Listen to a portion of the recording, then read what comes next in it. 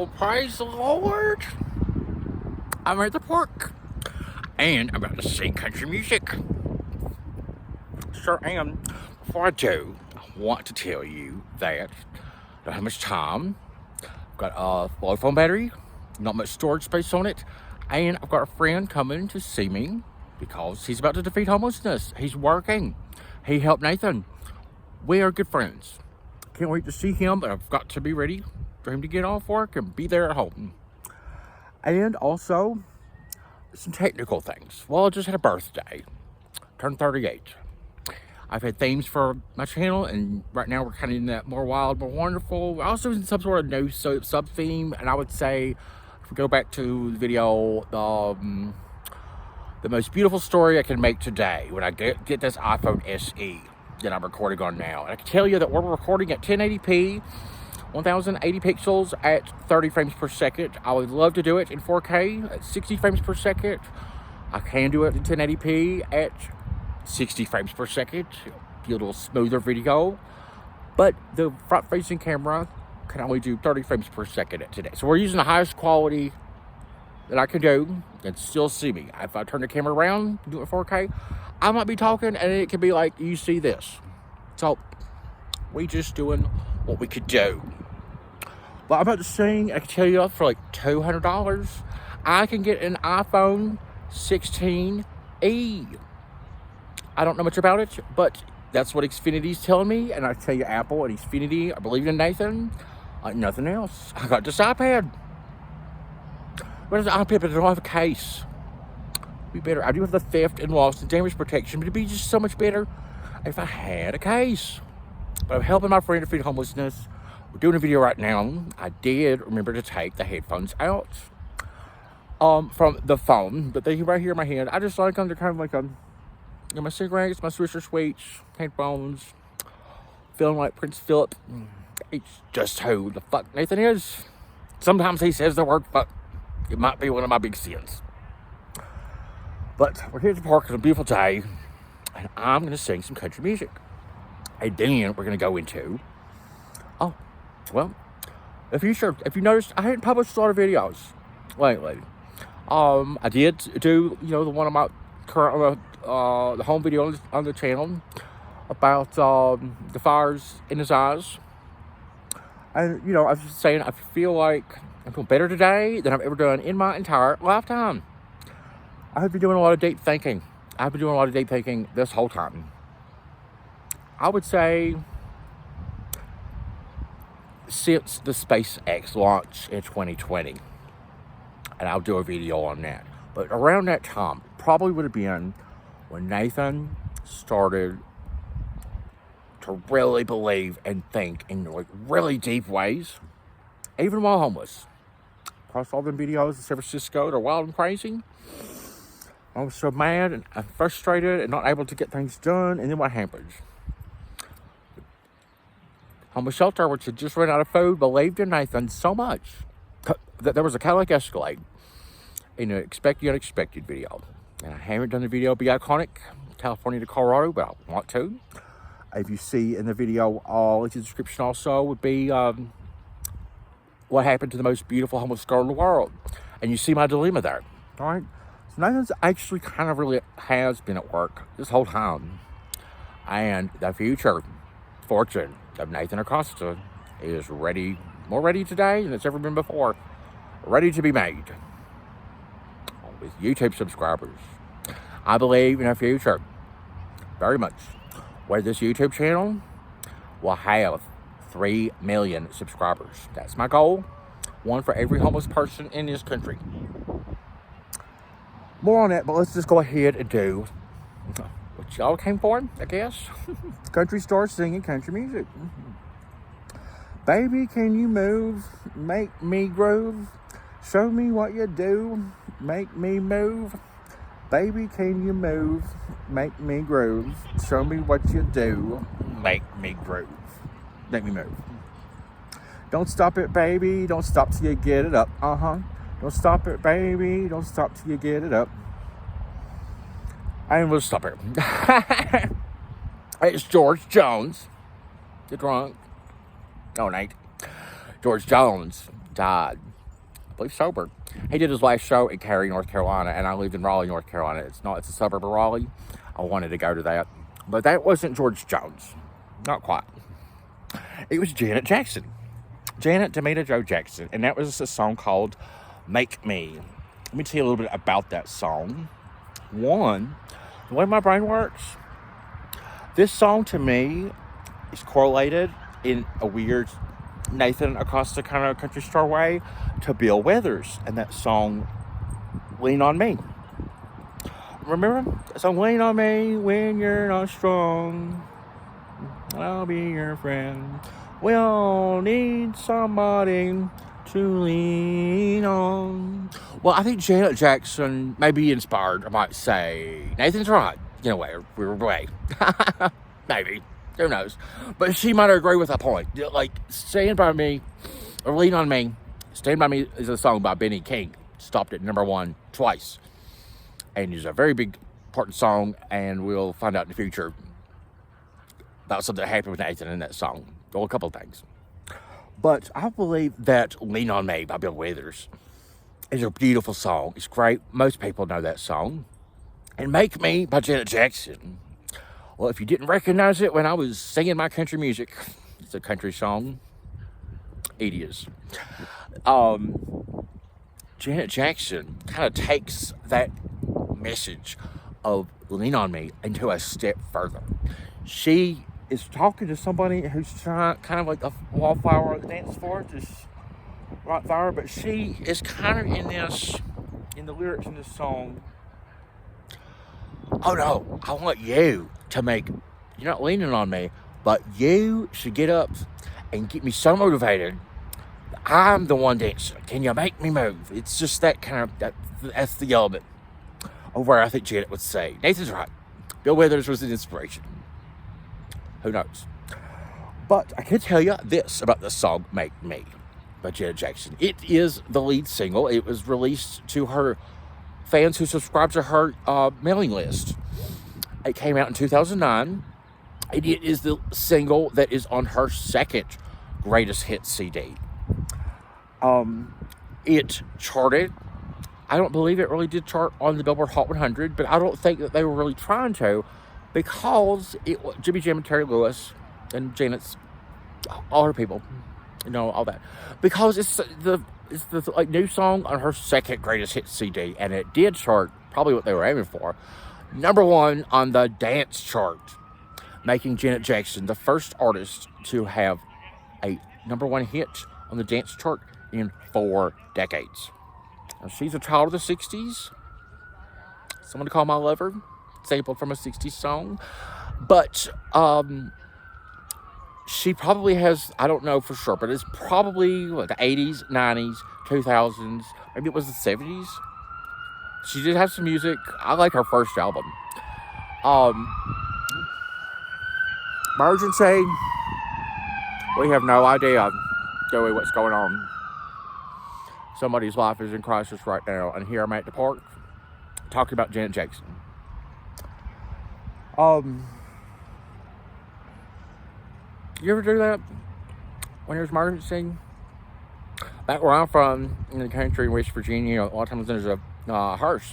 We all pull over on the side of the road. Respect. Well, Janet Jackson probably has songs. It's the 70s, 80s, 90s, 2000s. I guess that's what it is, because it was released in 2009, making it the 4th decade. Whatever the specifications are. Janet Jackson was the first one to have a #1 dance song in 4 decades. And the song here, Make Me. Can you make me move? Yeah. Janet, we know you can move. And Janet does this probably better than anybody. It is this this way of, Whitney Houston did it too. And I'm going to try to link in the description. I'll tell you about both. Janet Jackson has this way of, like, we first saw it in I first saw it in the, I gotta hurry this video, storage space and stuff. The MTV Icon show, where it was like around All For You. It was around 2001, around that time. She just be concert, and that's when she's doing All For You, and before they finish that song, I think it's kind of at the end. It's when like the set breaks down. It's like the music and the lights go all crazy, and they're like, "Sorry, Miss Janet," and then she has to, like it's like the crowd goes wild because it's like the music's messed up, and then she just knocks it out of the park. Of course, with her dance routine. Sometimes it's like just her dance, and then the backup dancers come up and stuff. But it was this really beautiful moment, and then we see it again in what she just sung with her boyfriend Jermaine Dupri, like him too. But their song "Gotta Get Ya," which reminds me of San Francisco, because when I went to San Francisco in 2007, which is not on YouTube, but I have stories about that. But that's when I remember seeing a lot of like the video adult places and these show booths, and that was not there as much at all in 2024. But in that video, "Gotta Get You," which kind of came out, I guess, around the same time, that was like a Jermaine Dupri song. He's a record producer. He didn't do a lot of music, but this was a time when she was a girl in the video booth, and it was just like she was being like, let's just be as silly as we can. We ain't trying to be number one on this song. We just being like, we in love, and we just having fun doing our music. It was just a beautiful moment. Whitney Houston did this too, in a way of like, we already know Janet Jackson can move. It's already been proven. Ain't nobody questioning she could dance, right? Most people know who Janet Jackson is, even if you was a boomer or of the silent generation. Like Gordon Gay, president of West Virginia University, retiring at $792,000 a year. And West Virginia University didn't even bother with a boomer for their new president. They've got Michael Benson, who got himself a $400,000 raise. We're paying him while we have homeless people in this country, homeless U.S. veterans, like my friend Brian Thomas, that I provided shelter for while working at 7-Eleven, and now we're giving away $5,000 a day. Now I made about $6,000 at 7-Eleven working, and now we're paying $72,000 a year for me to have housing, medication, and insurance. The WVU hired Michael Benson. I guess it was the best they could do. We're gonna have to see him dance, leading West Virginia University and resolve atomic cost. But Janet Jackson has this really good way of being like, let's just have fun. Let's just have fun and like not really care if like, let's make fun by having fun when there's imperfections. Another person did this, and you'll see it in the video I have called Dealing with Our Hometown Imperfections or something like that. It's linked in the description. But Whitney Houston did this too. She did this when she did a song called, so that last album, $1 Million Bill. If he make you feel like $1 million bill, say, oh, say. It was a good song. I loved that video. I loved the song, and I loved how it was like kind of in this older kind of 60s club era. It reminded me of a place in Welch that closed down. I never got to go to it, but it was a very nice, Welch, West Virginia, near Tom Acosta's residence, the 6,000 square foot Colburn's mansion, falling down like Neverland Ranch. But there was this really nice place called DB's, and it reminded me of like what DB's may have been like, where she's got that old microphone. But she is in London or the United Kingdom. I think she's on like, I can't remember what show it is. I hadn't seen this video in years, but it's this performance of $1 Million Bill. Whitney Houston back with the #1 album again. She's there, and I think it's like with the Britain's Got Talent guy. He's the host. I don't know if it's Britain's Got Talent, it's the show. I don't remember, but I'll try to find it, look at the description so you can see this moment, because I know there's people out there who's like, wait, what I say, what Nathan's talking about. And I'll link in also, if I can find it, the Janet Jackson show where the music collapses, and the Gotta Get You video, because I love the Gotta Get You song and all that. But Whitney Houston is singing $1 Million Bill, and they doing it like they really doing it for real. But then all of a sudden, it's a Ashley Simpson moment where the Ashley Simpson's Jessica Simpson's sister. Jessica Simpson has new music out right now. We should be caring about Jessica Simpson like we ain't never cared before. We should. I bet Brittany and Christina are thinking the same things. Fascinating story with the Simpsons. Anyway, Whitney Houston's music is like, it's where she gets caught with the vocals, and it's like they've got the lip syncing or whatever it is, she got caught where it was a mistake, and she knew it, and she was just like, we singing this silly song. Everybody knows who the fuck I am. I wouldn't use it. Like, it was just kind of this, like, she didn't care. She didn't care because she had the #1 album again, and Bobby Christina got to see her name next to #1. And it was just this moment where she and the host, who's about Whitney Houston's age, they both were just like, we got you, Whitney, but like, we know who the fuck you are, and we should watch the video I did. It's not even about singing or funny moments. It's about serious things in great examples to live by on George H.W. Bush and Whitney Houston. 10 years difference from 91 to 2001. That is one of my favorite videos. This video right here, a lot of the messages in it and things reminds me of that America the Beautiful, It's All For You, which is still probably out of every video I've ever done, that's my favorite. That's my favorite video. That was my favorite day homeless. And I've got to hang up and say my friend is calling me right now. He's probably there. I got to go. It's a good thing I don't live far from the park. What I will say is that there is so much on the way, so much hope, and I'll just have to call my friend back, finish this video. That's I gotta go. Walk carefully with my case that I don't have, an iPad. Go help my friend, and tell you that I have so much in store. In talking about music, I'm going to be talking about music from the 60s. And one thing my mother and I always agreed on was, well, she forgot everything. More on that. Video called How Eleanor Roosevelt Will Deal with My Stepfather Richard. But my mother used to say the best music, still today, whenever that was, in the 2000s, the 90s, 2010s, she would say the best music's from the 60s.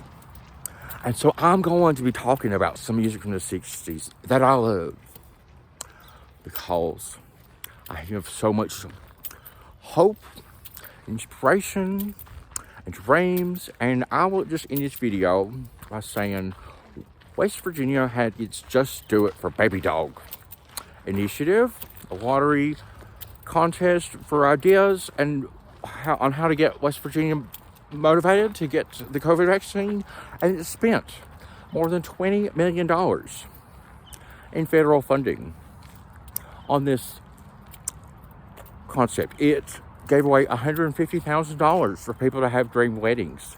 It gave away $1 million, and then it gave away $1.5 million. And I think Baby Dog, who has speaking engagements, one in Las Vegas here soon, was the one that, like, was a big part of that. I have an idea. I'm announcing it right now on YouTube for the first time. Just do it for Lincoln.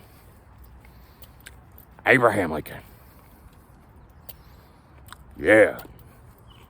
Do I know somebody with a dog named Lincoln? Yeah, I do.